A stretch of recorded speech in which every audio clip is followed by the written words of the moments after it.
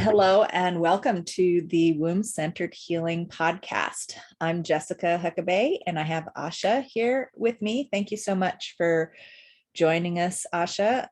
We were having a conversation on social media about ancestral healing and about amplifying the voices of women of color, people of color around this topic specifically. There's quite a number of things to talk about around that. So I'm super glad that you were willing to come on here and discuss that with us today, with me and with the people the listeners, bringing these topics to the forefront of our awareness. So thank you so much, and I'd love for you to introduce yourself a little bit more and share some of your feelings about these topics. Sure. Thanks for having me. Yeah, you're welcome. Yeah, I really appreciate this time in our planet where more people of different backgrounds get to be a part of important conversations, especially around healing and spirituality. So I appreciate that, since you have a platform, and amplifying our voices is it's the way to make all the voices heard. So thank you. So I am of Indian descent, and I grew up in Latin America, in Venezuela. And I came to the US to study molecular biology, if you can believe that. And then through the years, just really started connecting more and more to that old wise part within. And even while I was working in the biotech industry, consulting, sales, business development, I became a minister. I worked to become a priestess, learning karma healing, feng shui practitioner, like all these things, just to really, and I didn't even see it as I was doing this for a job. I was really just using this knowledge and this wisdom as a way for me to heal and kind of bring that home, right? I have a very my oldest daughter, who just went to college. Oh my God, is you could have a whole nother podcast just about that. That's true. Was such a spirited kid in ways that brought me to my knees, quite frankly, and really called me in to do that deep healing, right? And so because of her, I came into human design, which is like one of the things that I teach on. And the topic that you and I were talking about has started surfacing in the past 3 or 4 years, because I developed this school called the Modern Priestess School. And in the school, a lot of my students are of diverse backgrounds. Like there's, white folks, and there's like people that are mixed, and then there's people who are adopted, who like don't necessarily know exactly, can pinpoint exactly where they come from. And so part of the work really became of fostering a ceremonial space for people to connect to their whole, heal, benevolent ancestors and to their lineage, right? And to really cultivate that from that ceremonial space. And of course, like follow the breadcrumbs, right? Like if you know you're of Irish descent, or you're of African descent, of course, do the research. Like it's there, it's available. Go find the teachers that are of those lineages who can help you and facilitate the process. Just like you and I have had, I'm assuming that you've had teachers, they facilitate our own journey. And so do that, right? But some people don't have access to where they come from. And like for some of us, like I am a little bit hesitant of getting a DNA test, because I don't know, like who and what is going to do with that information. And so some people don't want to divulge what they are. And so what do we do? I mean, there is so much we can do aside from having intellectual knowledge of where we come from. And I find it that in ceremony, and you and I were chatting a little bit about like, well, it gets a little dangerous when people start saying like, well, I received this, and I have this, intuitive hit to go and do this thing. And maybe that thing is, oh, I don't know, maybe potentially it's more on the appropriating end of things, and then they're making money from that thing. And so the way that I have found to be the safest way, the most honest, full of integrity way, is when we are in that inquiry and ceremonial space. And where we go ahead. Well, I'm just curious if you could say more about what constitutes ceremonial space, and what you teach about to help people create that kind of safety. And I can share my reflections about it too, because what's coming up for me is that there needs to be an activation of our sense of ethics and caring for other people. Yes. Because so often in our healing process, we get swept up in our own need to feel a certain way, and we haven't been taught how to pay attention to how what we're doing might be affecting other people. In fact, oftentimes we're taught to disregard how, or out of necessity, we've had to learn how to disregard, especially if we're healing from relationships where others were disregarding our feelings and would use their feelings to continue to harm us by telling you, oh, you're hurting me, you have to stop doing that thing that's, and in order to get free of people that were dominating our lives and harming us, we had to learn how to disregard their feelings in order to do what felt good for us, right? There's definitely those who are in that domination role in our lives. And so there's a shift, though, that then needs to be made of saying, oh, if I'm in a domination role with others in my life, historically or culturally or ethnically, to recognize that our system is set up to be this domination-based hierarchy. And how do we return to partnership-based is by caring for everyone and liberating ourselves from that system, however we've internalized it, and not using other people's traditions for our own benefit without regard to how that might affect other people in a harmful way. And so I'm curious, I just needed to share my little bit 2 cents there, and to sort of evoke what you might have to say about all of that.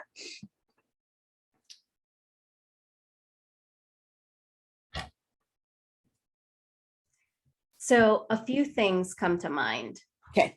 One of the things is that when the separation already exists, which is basically what you were talking about, right? Like when we're separated, when we are unrooted, is when we are not thinking about our ripple effect of our own energy, our own actions, our own thoughts, deeds, words, right?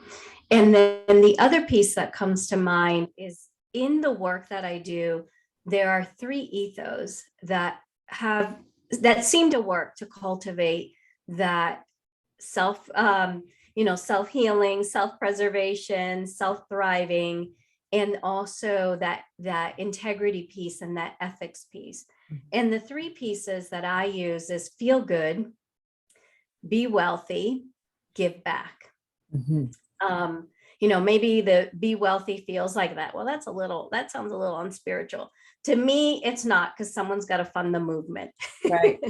So this is how I see it, and as a woman who, migrated to the US by herself, completely by myself when I was 18, I really found it to be quite useful to be able to build my own wealth, and to build, and to like have that example for my daughters. And for whatever reason, life structured itself so that I was kind of the primary kale winner. So that became a central theme, and I just see it as a really important piece. And that feel good piece is, I think, a lot of what you and I are talking about in that journey of healing, right? How do we not just how do you arrive to feeling good? Like there's a lot of work to arrive to feeling good. There's the healing, there's the like, healing, not just like this life trauma, but potentially like past life stuff. There is like cultivating boundaries, boundaries, and the level of like, what is me, what is you, how are we in relationship to one another? And then that, so feel good, be wealthy, give back. And then that give back piece is put in place. And I don't know if this is the right wording to use, but the feeling that I wanted to arrive at the give back was, what is my impact? How am I impacting? And so you can take this model and kind of superimpose it in your personal life, your business, your spiritual practice, right? And you and I were chatting a little bit about, well, what happens when somebody is, like I said, I'm lucky that I'm of Indian background, of Hindu tradition, and I get to participate freely in, pujas and yoga, and no one's gonna like bat an eyelash over that, right?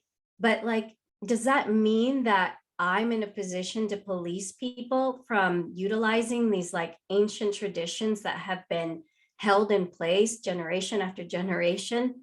I don't see it that way. I don't think that's my job. I think it's a little pompous for me to even do that.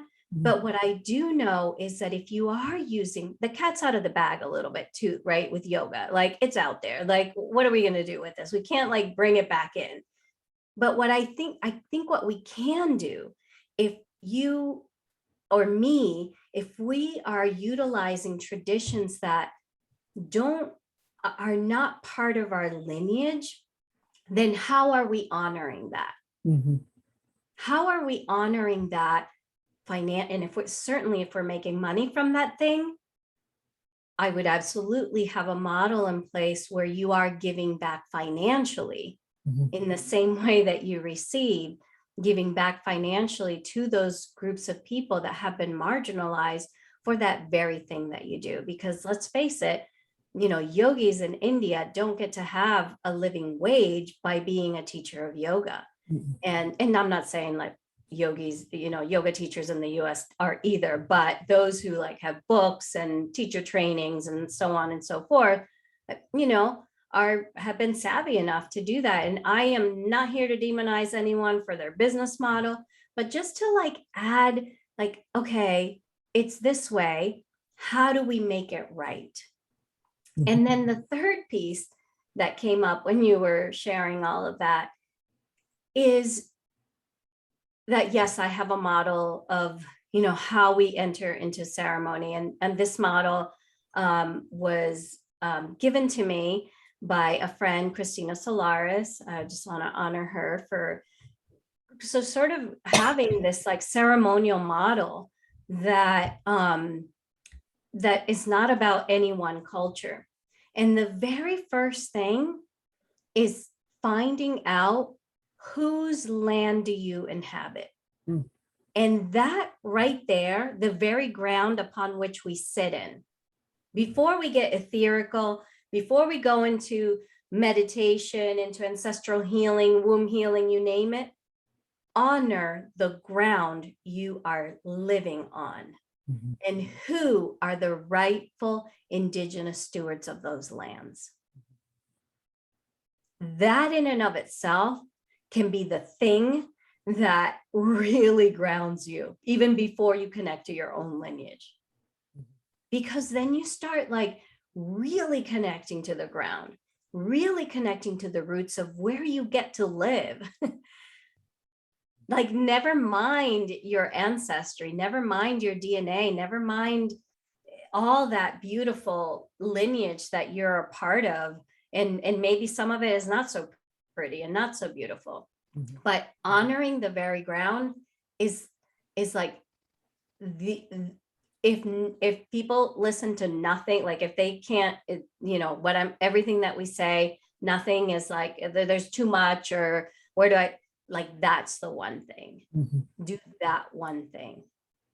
Well, I'd like to do that now, if you'd be willing to Yeah. indulge me for our session here, because I want to honor the Pomo tribe that is the rightful indigenous stewards of the land where I live. Can you share?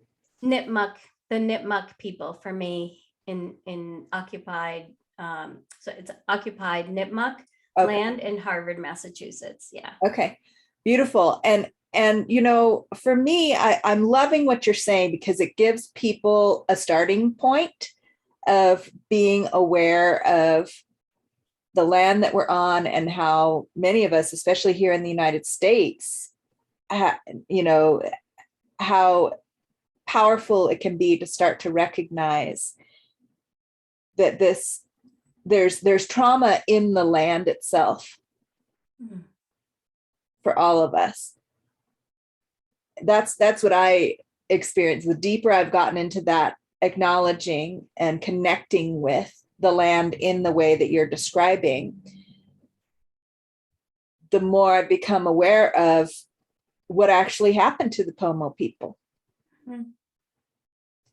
and what actually happened to the traditions that we're caring for the land, and the very reason why there's so much trauma in the people that live here now, so much mental illness and Mm. so much environmental. I mean, I live in prime fire season. Every year I've evacuated for wildfires for the last 5 or 6 years, and the community that I lived in was majorly destroyed, decimated in 2015 in the Valley Fire. If anyone's curious to look that up, it was one of the largest fires at that time. Since we've had even more large fires, but this was the first one that really decimated people's homes in our area. Um, Wow. and and then since then, over 50% our of our county has been destroyed by wildfires in the last number of years. And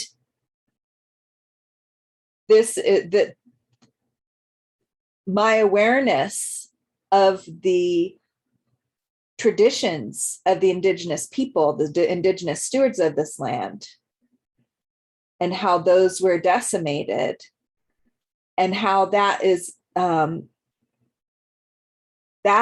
reality is part and parcel of why we're suffering so much from wildfires.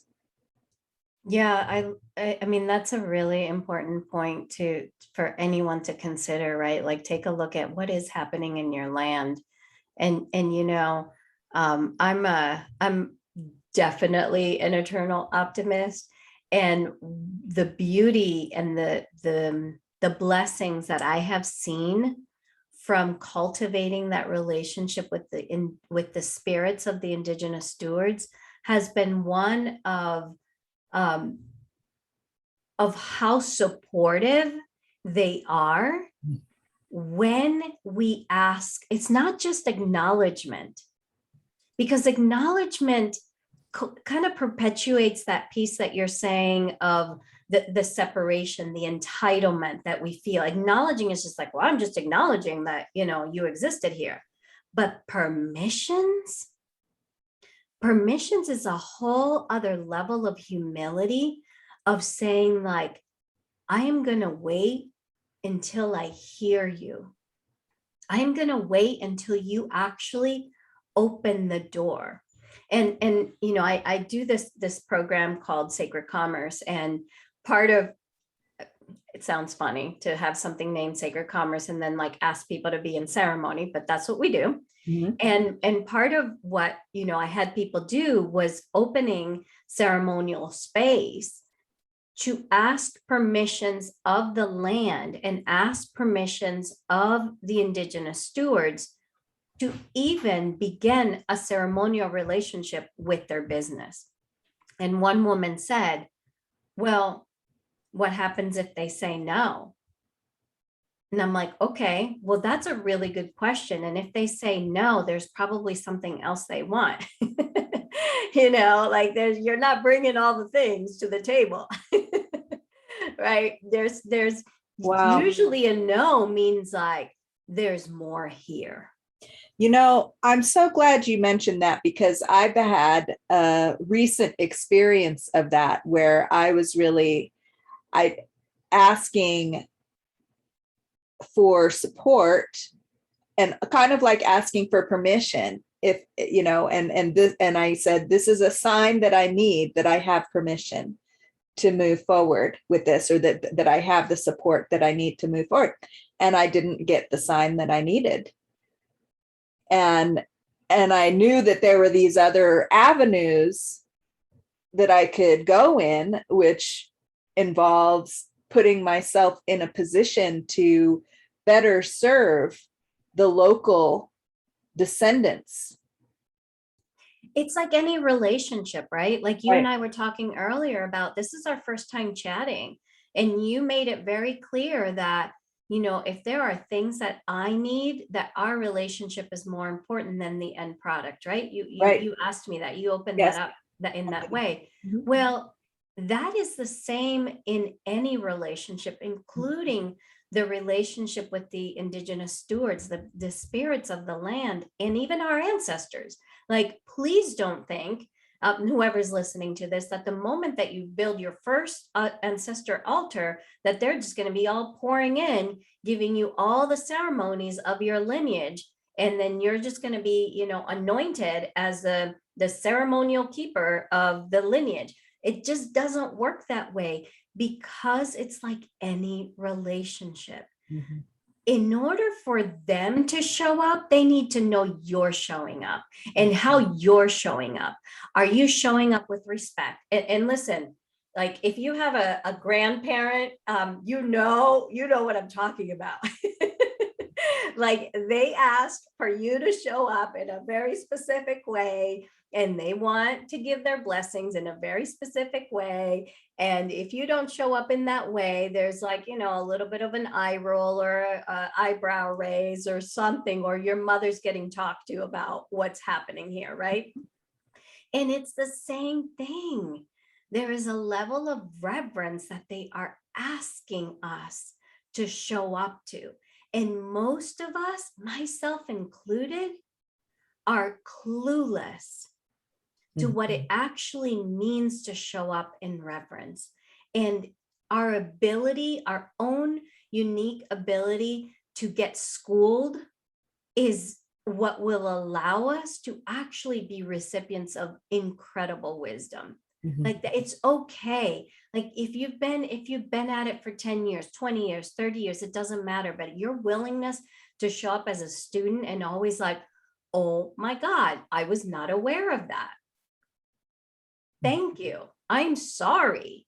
And and anytime like you hear even indigenous elders say this in ceremony, I find this fascinating. Like people who like this is what they breathe, eat, do every day, they still say, and I'm sorry for anything that I do in ceremony that is not to your liking. And I always like every time I hear that, I'm like, wow, they're saying that. I got to remember that one. I got to remember to put that one back in. Yeah. Well, and I've definitely had the experience of feeling like I was called to do something, and in an arena that I'm usually able to make things work with technology quite easily. I have an ancestor who assists with that kind of thing, I feel like, and facilitates these kinds of things, like, and so I had this feeling like I was going to do this thing. And there was an aspect of it that I wasn't aware of that was going to be harmful to somebody. And all of these, it's like all my ancestors were throwing all these wrenches in, and they were not letting the one who usually helps me with the tech, they were not letting him, facilitate. And he wasn't even going to try. Right. Because all the grandmothers are like, Well, it's usually the grandmothers. The grandmothers are right. like, Yeah. And it took me, and they just kept saying, until I was able to see what it was, and they basically just stopped. And so I feel like my ancestors have my back because I have showed up for my relationship with them, but that doesn't always look like I want it to look like. I was really disappointed that that project didn't get to go forward. And I was also really grateful that it got stalled out and thwarted for long enough for me to wake up to the piece of it that I didn't realize, enough for me to be able to apologize to those who it was going to harm before any big unreversible damage had been done. Granted, that might, there was some damage that was done that I might not be able to patch up in a particular relationship, but it didn't completely wipe the relationship off the planet, right? It just backed it up as to how intimate it could be. So whereas if I had been able to go through with that project, it would have wiped that relationship off the planet completely, right? It would have just, so it, I could sit here and feel like a failure about that project, or what's instead has happened is I'm grateful, even though it was painful. And I'm in the process of another shift of like wanting to go forward with something in my business and having certain aspects of it be thwarted. And you're reminding me of saying, okay, thank you, even though I'm starting to see, and I am seeing more and more, especially from this conversation, that wow, needing to go in this other direction because that didn't go forward is putting me in a better position to serve the actual living descendants of the people of this land, which doesn't, it might not like give me the comfy lifestyle that I would like to cultivate for myself, because it's requiring me to go into like get a job as a healthcare professional instead of relying on my online business and being able to serve this beautiful international community, right? But instead, I'm going to be training in an avenue of healthcare that I'm passionate about, but then, having to have a job instead of being an entrepreneur is like, oh, I'm not looking forward to that. But as I'm talking to you, I'm realizing this is perhaps what my ancestors are calling me to do, because the whatever I don't like about having to have a job pales in comparison to what the ancestors of this land went through and how they're calling me to step in to be of service in the healing process in some way. I mean, I believe again, we can get super fancy about healing and how it's done, ceremony, this, that, and ultimately life serves us the buffet of what our real purpose is. There's like, it's here. We don't really have to search very far to know what our soul or our ancestors or spirit wants us to put attention on, to be present to. And that coherence of when we are present to what is actually alive, that is ultimately the only purpose. Like, I mean, I obviously, like, I love to be able to be in dialogue about people's purpose and like what it looks like and the flavor of it and how you do it. And like, how can you like, cultivate something that allows you to build generational wealth and also gives you back. And like I was saying to you, like, and fund the movement, right? Like someone's got to fund the movement, all those things. But ultimately the purpose is like, can you be coherent with your now? Because we don't know what blessings open up when we're actually coherent with the now. And we can demonize a certain idea of what life looks like, because we don't want it, because we have this other ideal. And, and I know like many people are into, manifestation, and I mean, I do those practices. And also at the same time, I have to remember that I'm a limited human, and not every neuron in my brain is firing off. So in that humility, can I know that the universe really does have my back when I show up to be in coherence? Right. And some of these things that we're talking about, like why we started the conversation, ultimately it's about coherence. Mhm. Ultimately it's about coherence. It's like when one of my, white students is doing a practice that, she's making money from the thing and it's not of her lineage. Ultimately, if she can just look at herself in the mirror and know that within her are those ancient practices that live within her. Like, life doesn't lie. It just doesn't lie. Mhm. Right. I mean, I grew up so let me tell you something. I grew up in Latin America. I had very small connection to my Indian background. There's not a whole lot of Indian people in Venezuela. Mm. I think we knew one other family and they lived like, 10 hours away from us. And even though I see myself as culturally Latina, that's my culture. How can I ignore this face? And like, how do I ignore my name? Asha Ramakrishna? Are you kidding me? Like, That's your birth name, huh? yeah. And so who I am doesn't lie. Right. And yes, I know that many people maybe look at it like, well, you're lucky, you're Indian, and there's a whole lineage, but so is everyone else. There is a lineage in your bones. There is a lineage in your bones. I'm so glad you say that, because there's aspects, like I know I learned, so my the dad that raised me is not my biological dad. Okay. He's my adopted dad.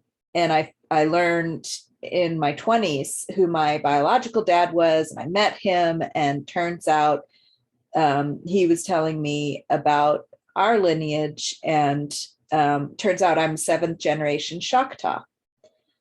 And I didn't know that, but in my exploration of therapeutic vocalization, I had a voice teacher at a certain point who had us get in touch with our voice. And I don't know that she asked for us to get in touch with ancestral voice, but I had a very strong experience in my early explorations of therapeutic vocalization of very sort of Native American vocalizations just coming through me without me trying to do it that way. That's just what came through. And it was this like reunion. I could feel the grandmothers there.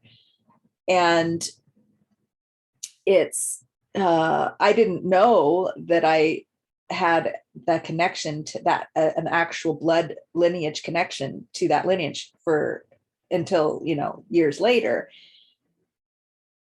And yet I don't have any official tribal affiliations. That my biological father is not on my birth certificate. It would be quite a challenge to regain that information. It's not a challenge that is not something that I've pursued. And yet that is there in my bones. So now, to this day, a big part of my healing practice that I also share with others is this healing vocalization. Now, I don't claim to be singing any particular Native American songs, but it definitely has that flavor when I get into my flow of therapeutic vocalization. And so that's a kind of a tricky position for me to be in. And if something like that unfolded for me, so I think a lot about this because I have 2 daughters who are white passing. Mm-hmm. I mean, like blue eyes, blondish hair, like if you can believe that. Wow. And, and I want them, of course, like I invite them to connect to these rich heritages that Mhm. I am lucky enough to be a part of. And of course, and what I also ask them to do is to stay present to the fact that the way they look gives them a level of visibility and privilege. Mhm. That doesn't mean that they disown the parts that look more like me, but Right. it just means that they get to position themselves in a way that they understand Mhm. that they have access to something beyond what I had access to, Yeah. or what even our family in India has access to. And it's not just about the way they look. I mean, that's like central, of course, but it's also about the level of education, right, that we have access to. Is that both of their parents are college, graduates.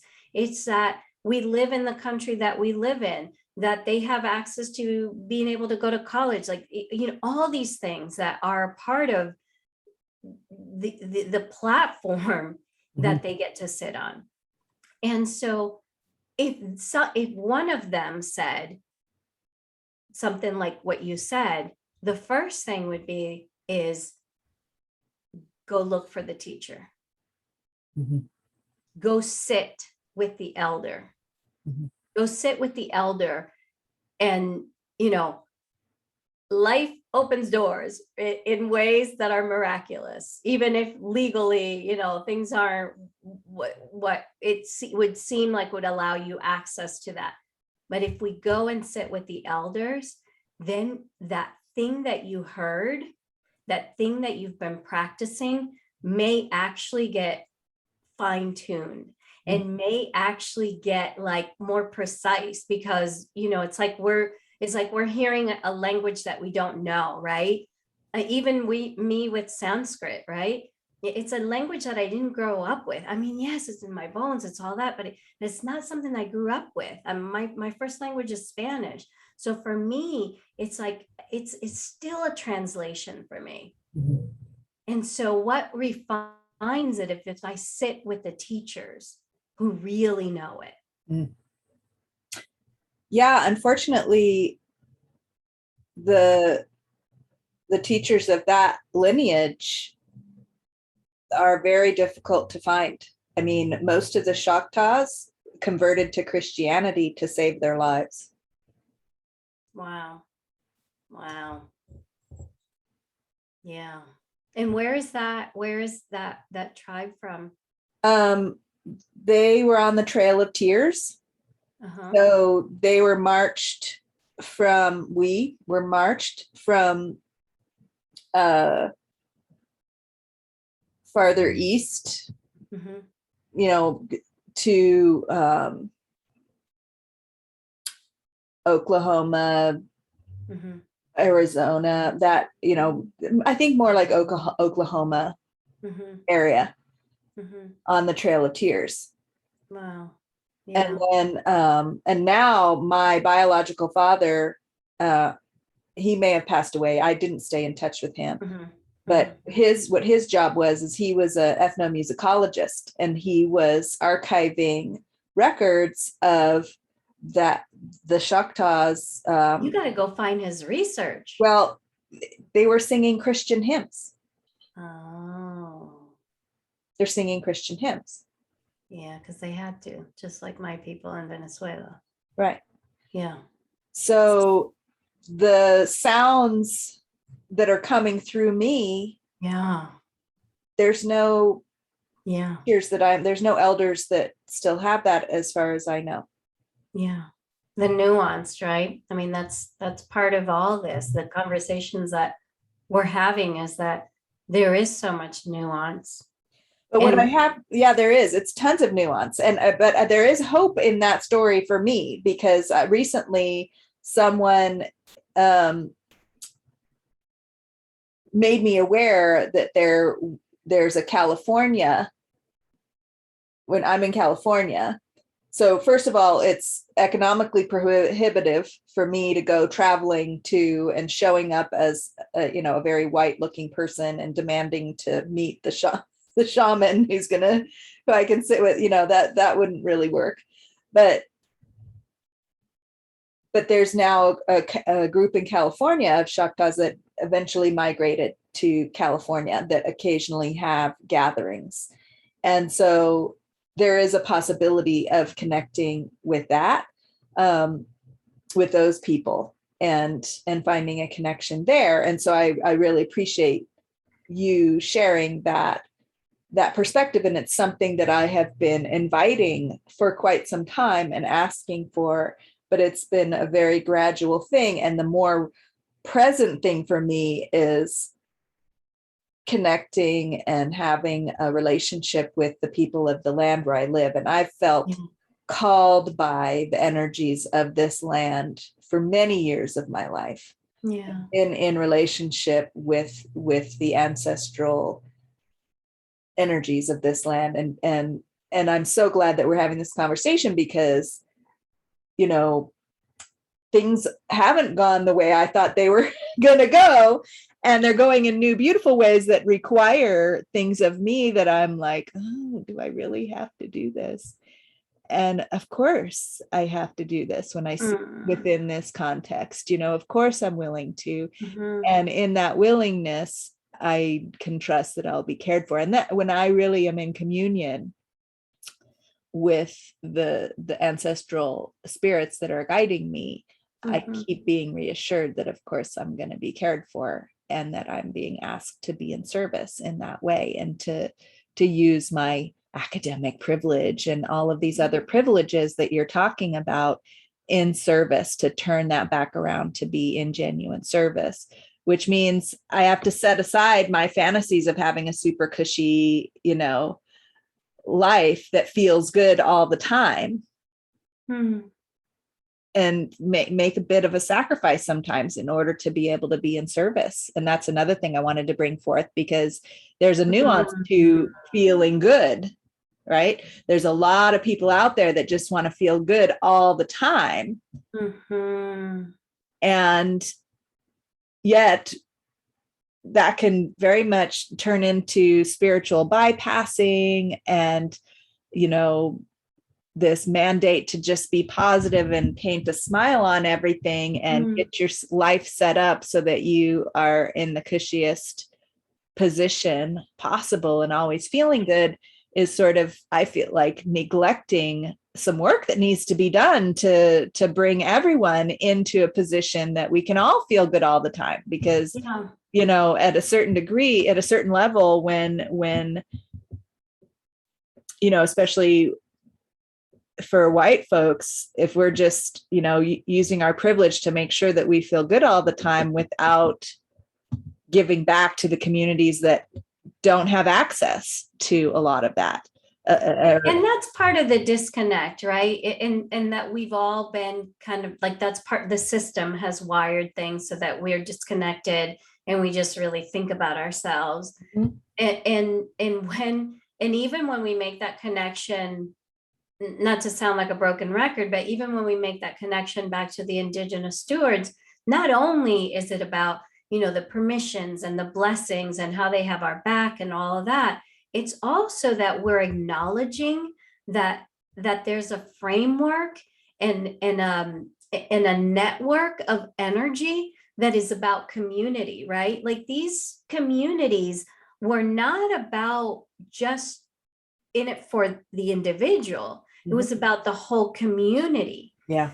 Right. And so even tapping into that, and this is why, like, I'm so in love with the permissions thing. Like, I'm telling you, that like rocked my world. The moment I understood that that's exactly what was missing in my own spiritual journey, was like asking permissions of the directions, asking permissions of my own spirit, asking permissions of the indigenous steward. I was tapping into something that was beyond just me, this little one point of organism. Like that is just like that, the fallacy the fallacy that that is what is going to allow us to thrive is exactly what's making us feel so separate. And it's exactly what's making us feel disconnected and like not in tune with the impact that we have on each other. And so, how do we build that back up? Like, we build that back to acknowledging like, oh my gosh, this ground that I get to live on, that like I own, like, okay, BS on that, right? I don't own this. I'm a steward of this. I'm a steward of this because it was stolen from someone else. And so this, in what you said about like, there's healing to be done in the land, but there's also richness in the land. And it will pulse back to you its own richness. It just does. Yeah. And, I just bought a home for the first time. Even though I don't really believe in the land ownership, and in fact, I feel it's part of the wounding that we all experience. And it's, that whole system needs to change in order for us to heal collectively. But that's exactly what you said is what helped me to recognize that basically buying a home was the only way we were going to get an affordable place to live where we're living now, because so many places have burned and the rentals are just astronomical. And our landlord's home had burned where we were renting. And they were selling their place, the place where we were living, which was guaranteed to make it untenable. And the new landlords were definitely going to raise the rents and do all kinds of, we knew we needed to get out of there.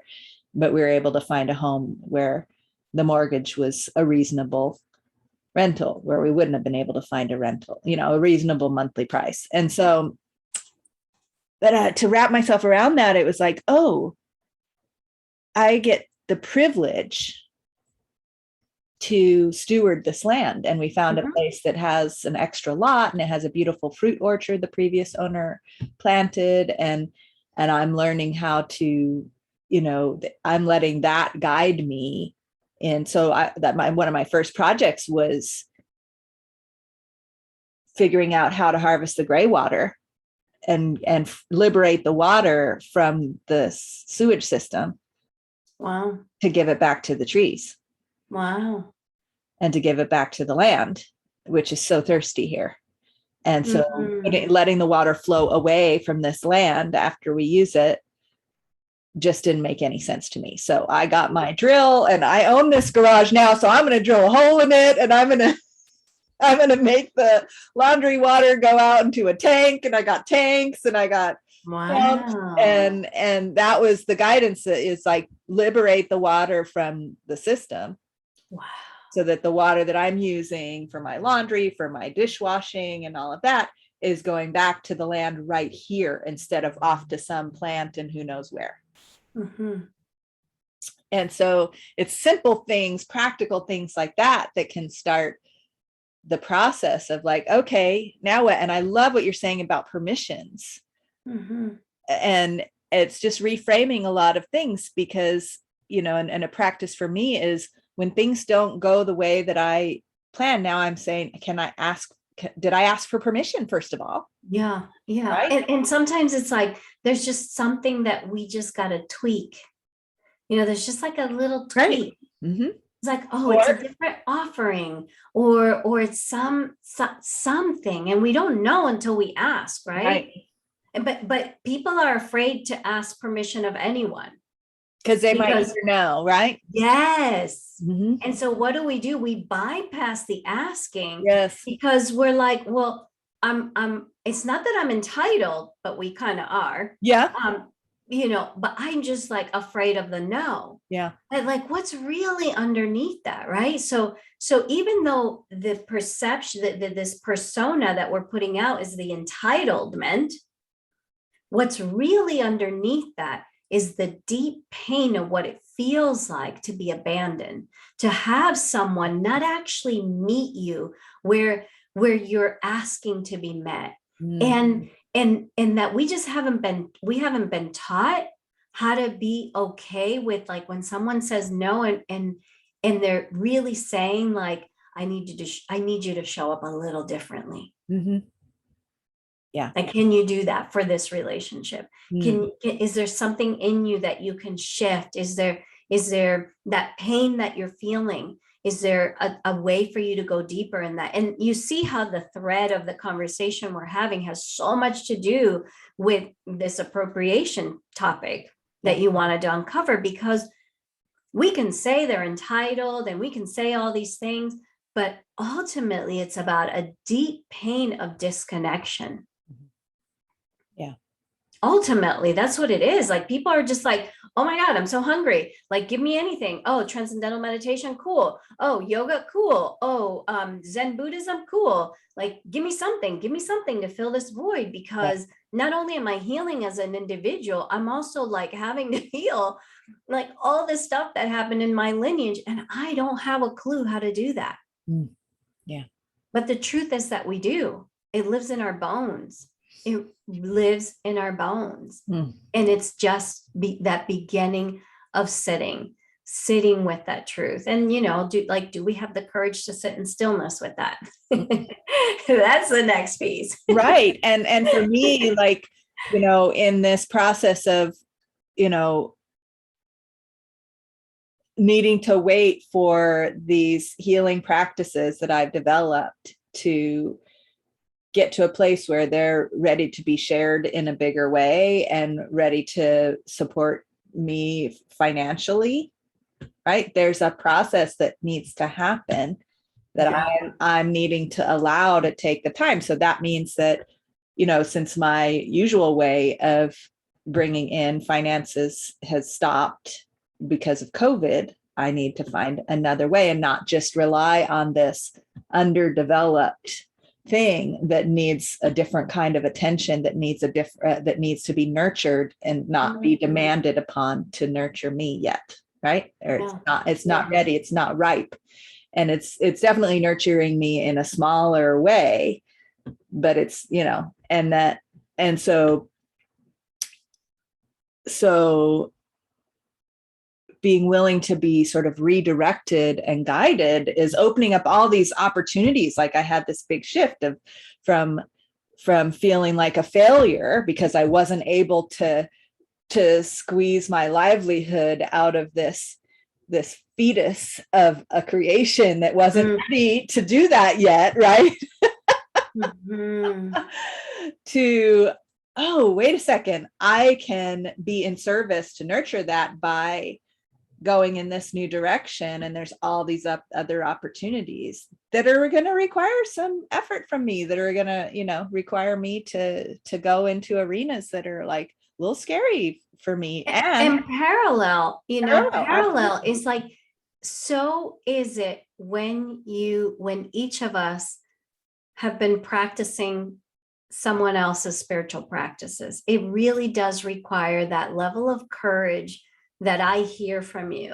Mm-hmm. Like, it takes a lot of courage to say, like, I mean, I could probably fake this thing and I could probably do it, but you have the wisdom to say, you know, I'm wise enough to know that this needs a little more growing. Yeah. Well, I'm not willing to push it. I can, like, the guidance that I see is that it's mirroring my growth, and there's other pieces to my growth that need to fill this out, that require me going over here for a minute, you know. For a minute. Exactly. Because that doesn't mean that this dream can't flourish. Right? Exactly. And you know, like, okay, you're being told no, like we all do. We get told no, and it's like, okay, let me go over here, learn a few things, shift my mind a little bit, shift my heart a little bit, shift my feet a little bit. And then, oh yeah, like in that time, I've grown, I've gathered new skills, and I'm now ready to do this thing. And we don't know, you know, we can't always know exactly the seasons that are intended for each of us. I mean, we can sort of look at our aunts, you know, our mothers, our grandmothers, or like people in our lives to sort of get markers of what seasons people go into, but ultimately, like each of us individually have our own relationship to our soul and to spirit. So yeah. Well, listen, Asha, I really want to appreciate you. I feel like this kind of went into let's support Jessica in her transition session, but it also got to let you feature some of the wisdom that you're bringing, and I just really want to appreciate your Thank you. wisdom around all of that and for sharing it with me. It really touched me in a lot of wonderful ways, and I feel very grateful for you for bringing your wisdom in such a supportive way, not only for me personally, but for the community that this podcast will reach, who might also relate to some of the things we've been sharing about and be able to benefit from the wisdom that you've shared. So, and I know that you've been talking about these training programs, and could you share a little bit about what's your next training program in case somebody wanted to check it out, or how can people get in touch with you about that? Yeah, first, you are worthy. Oh, thank you. Well, sometimes like these podcast episodes do turn into sort of like a demonstration healing session. Yeah, I mean, who can't relate to what you're going through? Right. I mean, I don't know. If they can't, then like, we need them on the podcast. Right. So you are worthy. Thank you. So yes, we are going to be opening up registration for Sacred Commerce in November. And before that, we're going to be doing a Dharma challenge, which is where we kind of like dive into our dharmic archetype, meaning our soul archetype that wants to like kind of come out now, so yeah, and there's the way that people can kind of begin to access that information before it opens up is a link is Asha. So my website, ashaisnow.com and /Dharma, DHARMA. Ashaisnow.com /Dharma. And they'll get the archetypes, and then we will notify them when the Dharma challenge opens up, which will be soon. Oh, beautiful. Thank you so much. And that sounds so aligned with the ancestral healing process that is coming up for this whole ancestral healing podcast series is sort of a little tasters of getting people curious about ancestral healing. So I'm doing a month-long program coming up starting the end of October. And so, so October 31st, to help people connect with their own ancestral lineage and the healing energies there. And, addressing some of these things that we've been talking about here, which are really important to me. And so they can find out about that. Listeners can find out about that by going to wombcenteredhealing.com and looking under the online courses tab, and you'll find the ancestral healing page there. So thank you so much once again, Asha, for joining us. Are there any last words of wisdom you'd like to share before we wrap up? Well, I kind of want to go back to what you said of your own journey, and that not just for you, but for anyone, any of us, all of us, is that there is no shame in the human experience that we're having. That it really is divinely orchestrated and guided, exactly what we're experiencing. And it's no secret that we are being asked to do bigger work right now. We wouldn't be in this place, in this moment in our civilization, if spirit, if consciousness weren't asking something big of each of us. So there's just no shame in what we each experience. And like, can we just like love on ourselves for exactly where we are, and lean on each other and support each other as we're going through that? Because you may be going through one thing now, And then, in a couple of years, I may be going through something now, or someone else listening is going through something now, or if not now, they know someone who's going through something now. And that's kind of the network Mm. that the land reminds us of too, is that we're not having individual experiences, even though it feels that way. Mhm. Yeah. So beautiful. Yes. And that's one of the reasons why I love doing this podcast, because I get to spend an hour or so with folks like you to remind Mm, ourselves of that and feel supported and support each other and talk about how we can support each other going forward. So beautiful. thank you so much for joining me for that. And yeah, that's all for now. That's all. Thank you. Yeah. Thank you. Until next time.